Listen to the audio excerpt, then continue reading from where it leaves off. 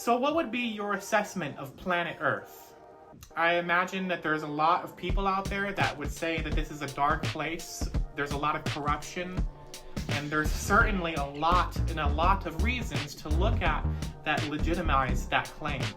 Especially when you got things like the news constantly showcasing, the worst aspects of humanity and all of the problems going on around the world. But I think if you look at it in an honest way, and that's a way that a lot of people really haven't looked at it, the majority haven't, then you find that that's just not the case. It's a distorted view, because there really is so much more going on that is great and amazing than there is crazy stuff and corruption and terrible things. See, the news media is showing you this darkness, this whatever, all the problems in a disproportionate manner. And as a society, we have gotten used to looking at the world this way. We're always like, oh, the politicians, oh, the government, oh, the other idiots out there, oh, the drivers, oh, the voters, right? It's always something else going on, and that's why we're never going to be in a great society, and things are not going to get better, and blah, blah, blah, blah, blah. But if you honestly look at things, if you look at the data and you compare everything, which you don't really need to compare everything, but if you do look at everything, you find that actually things are much more better than they ever have been in the history of all mankind. We have so much more access to freedom, the ability to make our lives happen, to information, to, health and expansion of that. They got so many things out now. Like, people with disabilities are being cured essentially almost because of things like AI and cybernetics and etc. And sure, you could use that as an excuse. Oh no, AI, oh no. Things are, potentially gonna go wrong. Why? Because what, you watched Terminator? Here's the thing. Whether you want to accept it or not, and obviously this is my belief system, I'm asserting it though, but whether or not you want to accept it, this is a dream of our own making. It's like a video game, and you're the creator of your video game. Death is an illusion. There's no such thing as dying. It's only going to a different reality. And do I have proof for these assertions and claims? No, not particularly. My proof comes in the form of anecdote, because if you really look at a lot of near-death experiences of people coming back from the other side, almost every single fucking time, it's the same.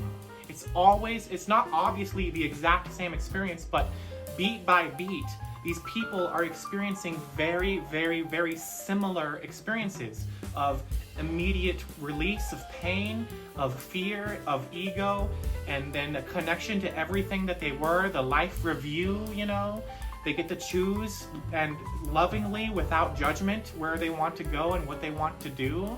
And you can't honestly sit there and tell me that that's nonsense. How does every person, and there's so many stories like that out there, how does every person line up and have the same kind of experience?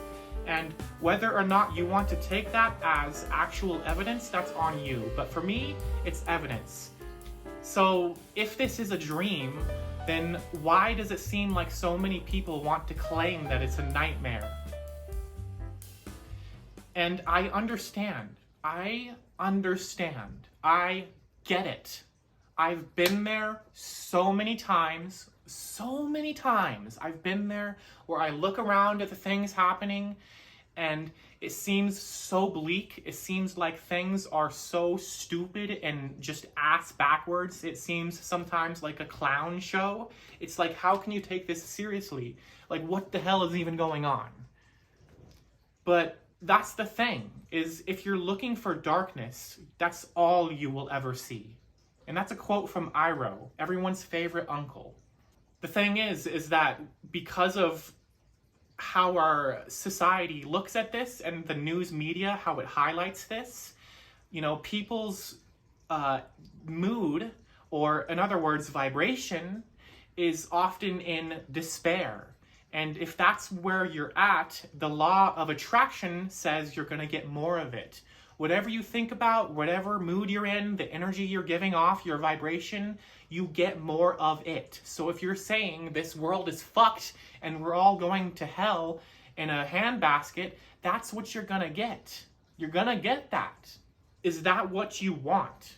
You have to ask yourself that. It doesn't matter. It doesn't matter how much evidence you have to support that theory, even if it's right in your face. Do you want that? Is that what you prefer? Because I can guarantee you that at the end of your life, that you're going to look back and you're going to be like, wow, in the afterlife, you're going to be like, I really didn't need to get that serious about this whole thing because it really wasn't that serious. It was like being in a play. I was playing a character. Really? There is no source of badness. There's no source of evil. There's no Satan. There's no source of problems or darkness or corruption or sickness or disease or anything bad that happens. There is only the light and those who choose to turn off the light, to cut themselves off from the abundance and the well-being and the light that is always, always, always being flowed towards every single one of us, the entire planet at all times. And sure, you can look at a lot of very horrific things and be like, well, what about that? Well, when you're cutting yourself off from the flow of abundance, you're not going to receive the well-being that comes with it. It's like if you have a faucet and you never turn on the faucet, you're never going to get water out of it, and you're going to get dehydrated, and you're going to die of thirst. And there's a lot of people out there that want to convince you that you are powerless and that you have no control over your life. And there's a lot of people who believe that. And so therefore, there's a lot of actual things happening where it seems like people are victims and that they have no control, and it seems like people assert themselves into another person's life and do things to them. But you can never experience anything that you're not a vibrational match to. So if you're experiencing something you don't like, that means you're a vibrational match to it. And that might seem callous, that might seem kind of apathetic or just plain old mean, I guess. But it is what it is. I'm not blaming those people. I'm not saying that they're willingly choosing to have a suffering experience. But everyone creates their own experience. And you can let other people create your experience for you if you let them. But that's the thing, is you are the one allowing them. You're the one giving your power away, handing it away to other people, to government, to whatever. The power is in you. Every single one of us is God incarnate. We are all aspects of source energy.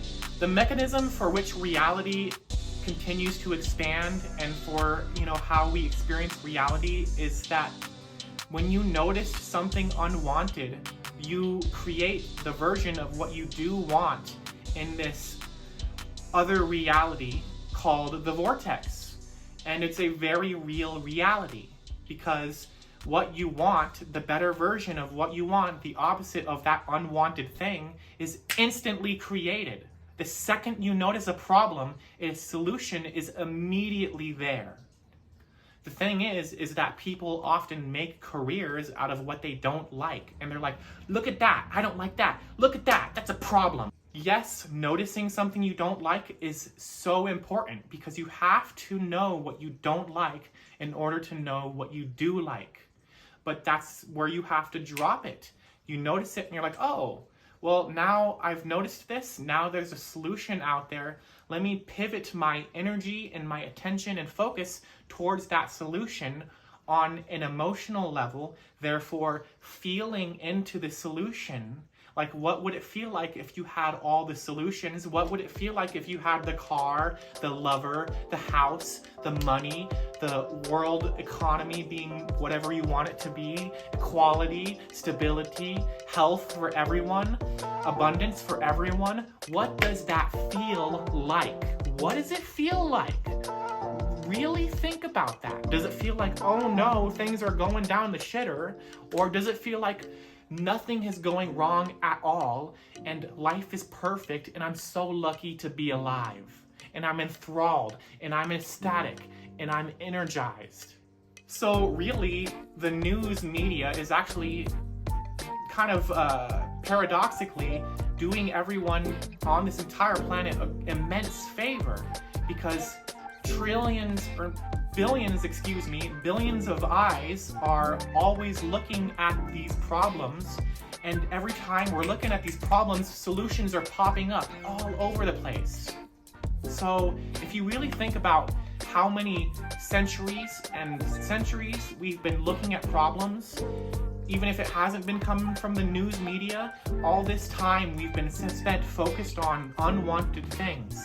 That has to mean that this vortex, this reality, this very real and very here and now realm that holds all the perfect solutions for society and us individually, that has to be beautiful. It has to be expansive. It has to be so chock full of amazing, great things. There's a paradise utopia sitting there right now.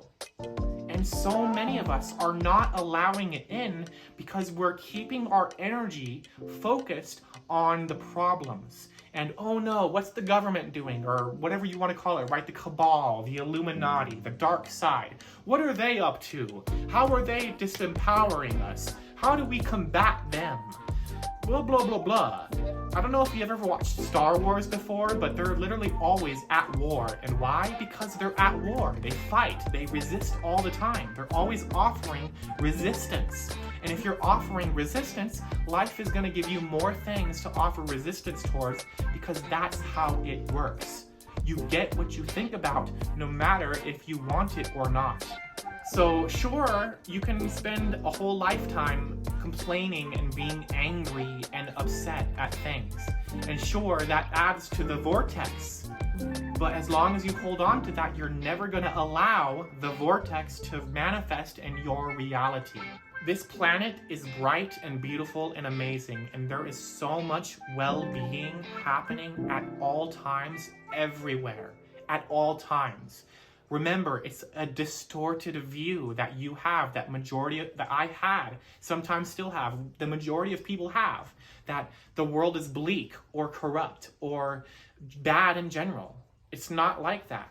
No matter all of the doom scrolling, humans could never ever outpace the well-being that is consistently being flowed to the planet. We are not extinct as a species. We're still all here, okay? And we still continue to improve. Everything is improving. Everything is getting better.